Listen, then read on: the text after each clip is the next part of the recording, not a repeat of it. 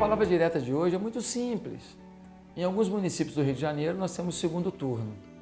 Você quer que eu fale em quem que eu vou votar ou em quem que eu votaria? Eu nem posso fazer isso. Não é legal. O que eu posso fazer é te ajudar a refletir sobre o seu voto no seu município. A pergunta é simples. Dos dois candidatos que você tem para votar, qual que Jesus nunca votaria? Qual que realmente é uma pessoa assim, que não ama Jesus, não ama a igreja? Não ama Jesus, não ama a igreja. Tem um outro que tem defeito, mas ele tem temor a Jesus, tem temor pela igreja, ele tem respeito pela igreja. Você tem essa condição no seu município? Já estou te dando uma dica da melhor pessoa para você votar. Sabe por quê? Porque competência é fundamental, experiência é fundamental, história, vivência é fundamental. Mas quando a pessoa não respeita a palavra de Deus, não respeita o Deus da palavra, não respeita a igreja do Deus vivo, não respeita o Deus vivo da igreja, querido, esse homem vai fazer besteira. Esse homem ou mulher, dependendo do município, vai fazer besteira, porque ele feriu o princípio fundamental da vida. Sabe qual é o princípio fundamental da vida? Está lá em Provérbios, no capítulo 1, que vai dizer que o temor ao Senhor é o princípio da sabedoria.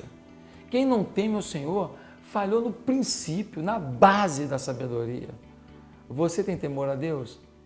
Tem? Você é cristão? Então como é que você vai votar numa pessoa que não tem temor a Deus e que talvez até diga que é cristão, mas tudo que defende, as ideologias que defende, são contrárias à palavra de Deus?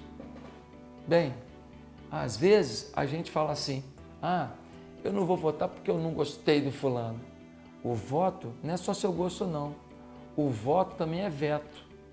Quando eu tenho dois candidatos, eu tenho que às vezes falar assim, olha, os dois me agradam, os dois não me agradam, um me agrada um pouco, o outro me agrada menos. Eu tenho que definir. Por quê? Porque um dos dois vai entrar. Então eu preciso votar naquele que eu entendo que ao votar nele eu estou vetando o outro. Eu estou vetando o que eu não quero que entre. Muitas vezes o voto é veto. Não é a sua vontade, não é o seu princípio, não é o seu gosto maior. Tem inteligência, você é cristão. Pastor, estou nem aí, eu não misturo política com religião. Quem está misturando política com religião? Estou falando de cidadania, querido. Agora, se você acha que um cristão não é cidadão, que Bíblia que você lê? Que Bíblia? João Batista perdeu o pescoço porque denunciou os desmandos de um rei.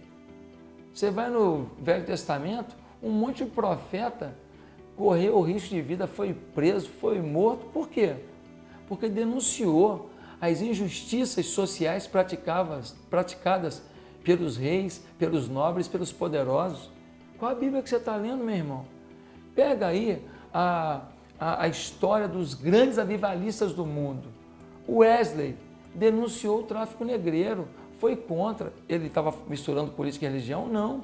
O cristão defende a justiça. O Dietrich Bonhoeffer foi um pastor que lutou contra o nazismo. Está misturando política. Não, ele lutou contra a injustiça. Ele lutou contra o mal. Está de brincadeira. Sabe de uma coisa? Eu fico assustado. Como que às vezes o discurso da gente é um discurso assim, que só atende à vontade do diabo. Quando você lava as mãos e não participa do processo de justiça na sociedade, sabe quem ganha? O injusto. Porque ele vai se pronunciar. Ele vai se pronunciar. Meu amado irmão, em nome de Jesus, entenda, você é a única resposta que Deus pode dar a essa cidade. Você é a única resposta. É o povo de Deus que pode mudar a história de uma cidade.